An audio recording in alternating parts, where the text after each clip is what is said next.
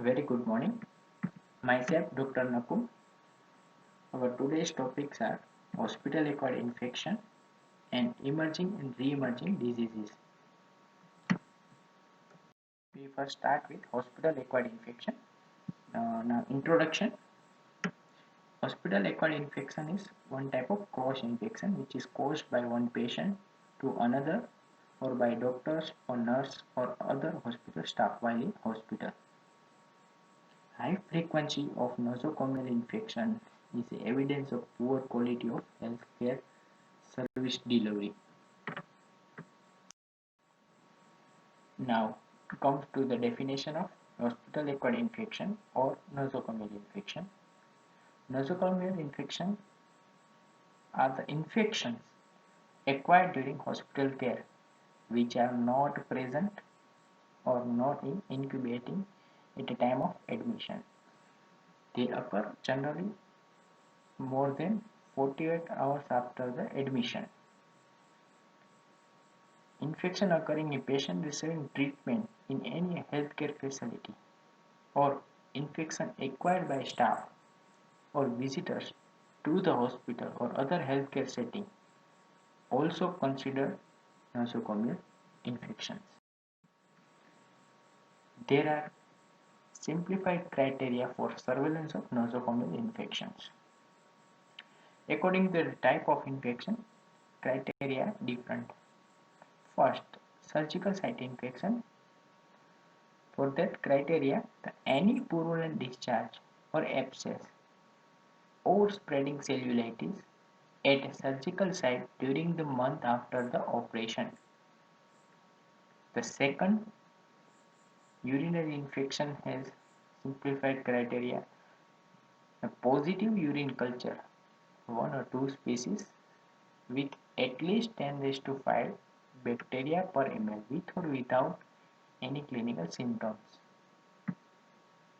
Third one is respiratory infection. In respiratory symptoms with at least two of the following signs appear during hospitalization. One sign is cough, second is purulent sputum, third one is new infiltrate on chest radiograph. Vascular catheter infection, inflammation, lymphadenitis, purulent discharge at an insertion site of catheter are considered vascular catheter infection. And last one is septicemia. It is considered when fever or rigors and at least one positive blood culture is present. According to one French national prevalence survey, the distribution of hospital-acquired infection shows the most common nosocomial infection is urinary tract infection, then lower respiratory tract infection, then surgical site infection, then skin and soft tissue infection, again a respiratory tract infection, bacteremia, ENT and eye infection, and in the rest catheter site or other site infection. Sources of hospital-acquired infection are patients suffering from infectious disease are potential sources. The infectious disease are maybe viral infection of measles, German measles, influenza, viral hepatitis, or any other skin infection which are discharging wounds, infected skin lesions, eczema, boils, and bed sores, or maybe respiratory infection, sore throat, pulmonary tuberculosis, chest infection, or urinary tract infection, E. coli. These are the very common sources of hospital-acquired infection. Other sources include staff, the hospital staff, doctor, nurses, ward boys, who come in close contact with patient may often be important source of cross infection. For example, Staphylococcus aureus is commonly carried in nose or on the skin. Second is hemolytic streptococci may be carried in throat and salmonella in gut.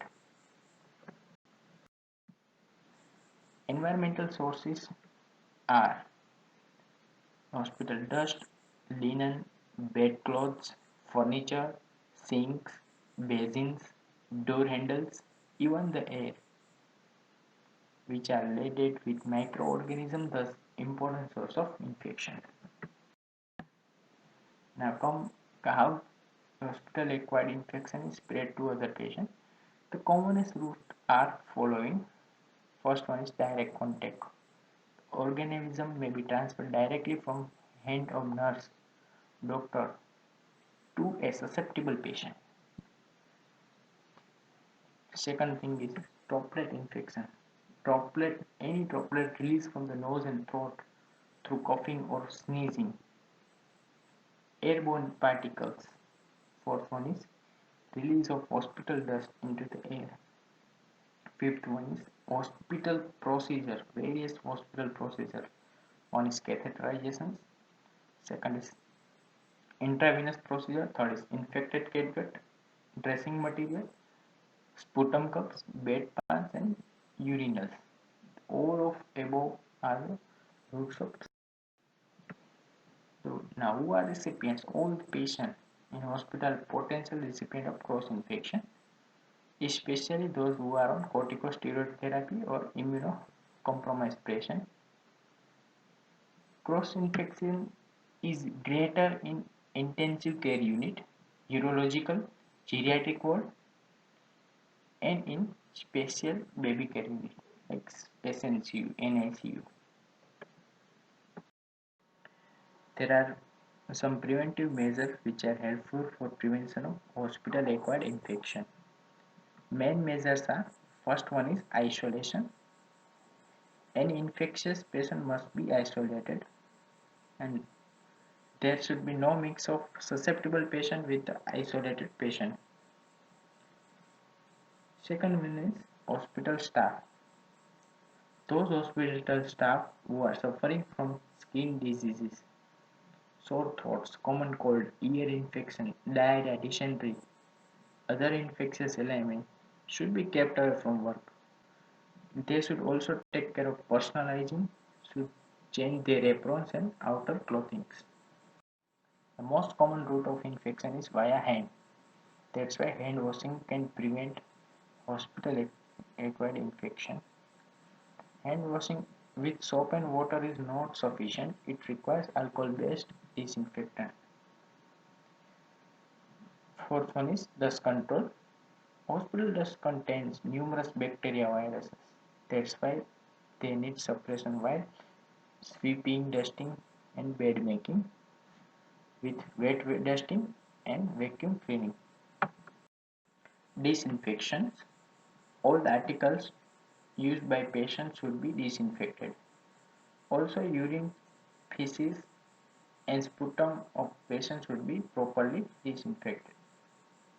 Sterilization of instruments must for prevention of post-operative infection.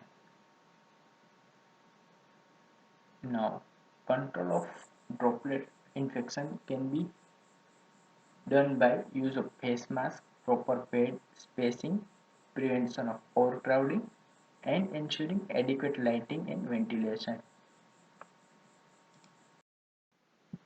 Nursing techniques, barrier nursing, task nursing should be recommended for minimizing the cross infection. And administrative measures, control of infection committee to formulate policy regarding admission of infectious cases, isolation facilities, disinfection procedure, in fact, all the matters related to the hospital acquired infection. The four most common nosocomial infections are urinary tract infection, surgical wound infection, pneumonia, and primary bloodstream infection. There are measures for prevention of infection. For prevention of urinary tract infection, the proven effective measures are first one is limit duration of inserted catheter. The second one is the keep aseptic technique at a time of infection. Maintain closed drainage. Antiseptic should be added to the drainage bag. Use antimicrobial coated catheter. Do daily antiseptic perineal cleaning. Similarly, surgical site infection can be prevented by following effective measures. First one is surgical technique, second one is clean operative environment, third staff attire, fourth is limit preoperative hospital stay of patient and do preoperative shower and local skin preparation of patient. Use optimally antibiotic prophylaxis, aseptic practices in operating room and surgical wound surveillance. For prevention of pneumonia, mm, effective measures are influenza vaccine for staff, isolation policy, sterile water for oxygen, aerosol therapy, prevention of Legionella and Aspergillus during innovation. Ventilator associated pneumonia can be prevented by aseptic intubation and suctioning, limit the duration, and non-invasive ventilation. Vascular device infection can be prevented by closed system, limit the duration of use, local skin preparation, limitation of frequency of dressing change, aseptic technique at a time of insertion, removal if infection is suspected. Similarly, in central lines, surgical asepsis for insertion, antibiotic coated catheter should be used for short term. There are some standard routine precautions which are useful for prevention of hospital acquired infection. Includes the limiting the healthcare worker contact with all secretion or biological fluids, skin lesions, mucous membranes, and blood and body fluids. Protective clothing, which includes gown, gloves, and mask. Surgical masks, which are made up of clothes or maybe paper, should be used for protection against splashes. Washing hand promptly after contact with infective material. Use no touch technique whenever possible. Wear gloves when in contact with blood or any body fluids, secretion, excretion, mucous membrane, and contaminated items. Wash hand immediately after removing gloves. All sharps should be handled with extreme. Clean up spill of infective material promptly. Ensure that equipment, supplies, and linen contaminated with infective material should be either discarded or disinfected or sterilized. Appropriate waste handling is required. If there is no washing machine is available, boiling is effective for cleaning linen. Other preventive measures include employee health should be reviewed at a time of recruitment, including immunization history, previous exposure to the communicable disease, and it can also be assessed by serological test for like varicella zoster virus.